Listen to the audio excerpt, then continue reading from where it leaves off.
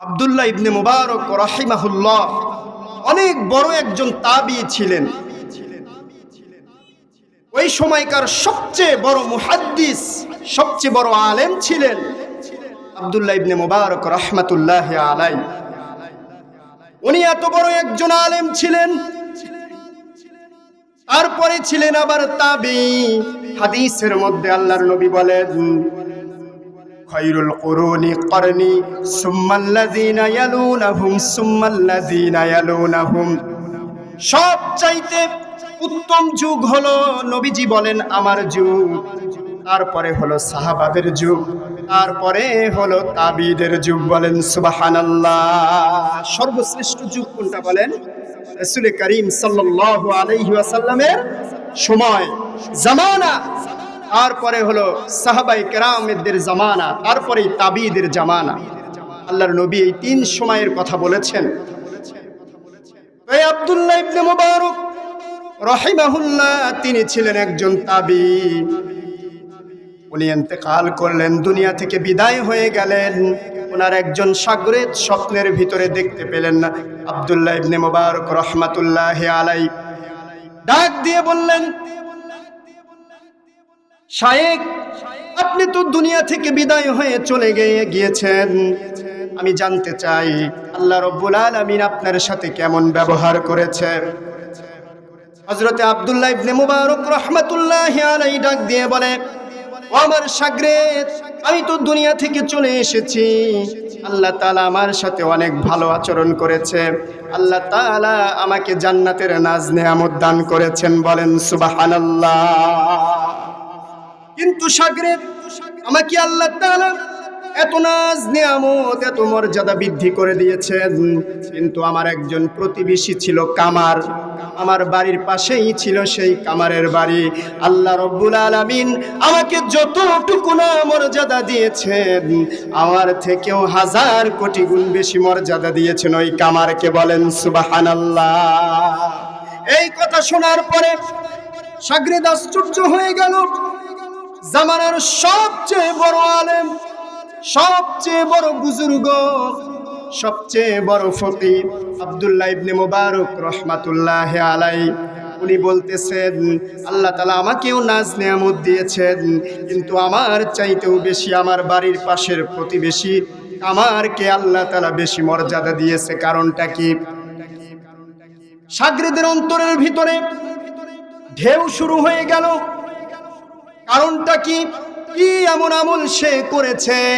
ওই কামারের কি এমন আমল ছিল যার কারণে আল্লাহ রাব্বুল আলামিন তাকে আব্দুল্লাহ ইবনে মুবারকের চাইতেও বেশি মর্যাদা দান করেছে? ঘুম থেকে উঠে ফজরের নামাজ পড়ার পরে শাগরেদ রওনা হয়ে গেল সেই কামারের বাড়ির দিকে। কামারের বাড়িতে গিয়ে ঘরের দরজায় নক করলো আর সালাম দিল, আসসালামু আলাইকুম ইয়া আহলাল বাইত। সালাম যখন দিল, ঘরের ভিতর থেকে কামারের স্ত্রী সালামের জবাব দেয়। বলেন সুবহানাল্লাহ। ডাক দিয়ে বলে, বহুদূর থেকে এসেছি, এটা কি সেই কামারের বাড়ি নাকি? কামারের স্ত্রী ডাক দিয়ে বলে, হ্যাঁ হ্যাঁ, এটা তো সেই কামারের বাড়ি। আমি জানতে চাই আপনার স্বামী কি এমন আমল করেছে, আমাকে একটু জানান।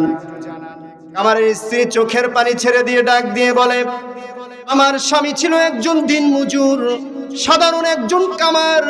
সারাটা দিন সে হাতুড়ি দিয়ে লোহা পিটাতো, কামারের কাজ করত। সে তো তেমন কোনো আমল করতে পারে নাই। আমার চোখে তো তেমন কোনো আমল ধরা দেয় না যে আমলের কথা আপনাকে বলবো। বলেন সুবহানাল্লাহ। তখন কামারের স্ত্রী বলছে, আমার একটা আমলের কথা মনে পড়ছে, দুইটা আমলের কথা মনে পড়ছে। কি সেই আমল? আমার স্বামী সারাটা দিন কামারের কাজ করত। কামারেরা কি করে বলেন? হাতুড়ি দিয়ে লোহা পিটায়, দা, কুড়াল এগুলো তৈরি করে।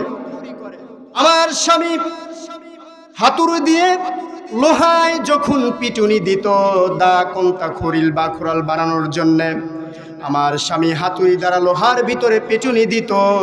এই অবস্থায় যদি মুয়াজ্জিন আওয়াজ দিত, হাইয়া আলাস সালাহ, হাইয়া আলাল ফালাহ।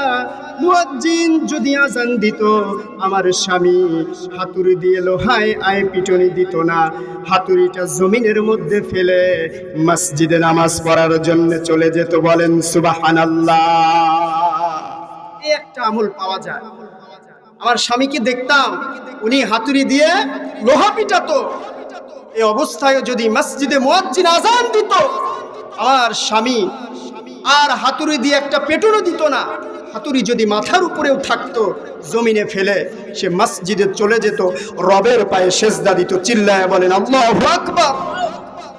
দ্বিতীয় আরেকটা আমল হলো, সারাটা দিন কাজ করার পরে আমার স্বামী আব্দুল্লাহ ইবনে মুবারক রাহিমাহুল্লাহ যখন ঘরে, আমার স্বামী কামার যখন ঘরে ফিরে আসতো, সারাটা দিন ক্লান্ত শ্রান্ত দেহ নিয়ে বিছানায় শুয়ে যেত। সে কোনো আমল করতে পারতো না, কিন্তু শুয়ে শুয়েছে কান্না করতো। বলেন সুবহানাল্লাহ। চোখ দিয়ে অঝর ধারায় পানি ঝরাতো আর চিৎকার করে রবকে ডাক দিয়ে বলতো, মালিক তুমি আমাকে গরিব বানিয়েছো, দিন মজুর বানিয়েছো, সারাটা দিন আমাকে পরিশ্রম করতে হয়, হাতুড়ি দিয়ে লোহা পিটাতে হয়, সারাটা দেহ ক্লান্ত হয়ে যায়। ওই যে আব্দুল্লাহ ইবনে মুবারক রাহিমাহুল্লাহ সারাটা দিন সে হাদিসের দর্স দেয় এবং রাত্রিতে সে তার ঘরের ছাদের উপরে দাঁড়িয়ে দাঁড়িয়ে তাহাজ্জুদের সালাত আদায় করে। আল্লাহ রব্বুল আলামিন তুমি আমাকে গরিব বানিয়েছো, সারাটা দিন দিন মজুরি করে আমাকে কাজ করতে হয়, ক্লান্ত শ্রান্ত দেহ নিয়ে আমি রাত্রে ইবাদত করতে পারি না, তোমার দরবারে সেজদা দিতে পারি না। আমার স্ত্রী বলে, এই কথাগুলো বলতো আর চোখ দিয়ে অঝর ধারায় পানি ঝরাতো। তখন ওই সাগরের ডাক দিয়ে বলে, ও কামারের স্ত্রী, আমার আর বুঝতে বাকি নাই কি কারণে আল্লাহ রব্বুল আলামিন এই কামারকে আব্দুল্লাহ ইবনে মুবারকের চাইতেও বেশি সম্মান দিয়েছে। বলেন সুবহানাল্লাহ। কি কারণে বলেন তো? আল্লাহর ভয়। কার ভয় বলেন? মসজিদে আজান হয়ে গিয়েছে, কামার আর সেই হাতুড়ি দিয়ে লোহায় পিটুনি দিত না। আমার রব আমাকে ডেকেছে, আমার রব আমাকে ডেকেছে, আমাকে এখন মসজিদে চলে যেতে হবে, রবের হাজিরা দিতে হবে। চিল্লায় বলেন ঠিক কিনা? আজান হওয়ার পরে আমাদের আর দুনিয়াবি কোনো কাজ কর্ম চলবে না।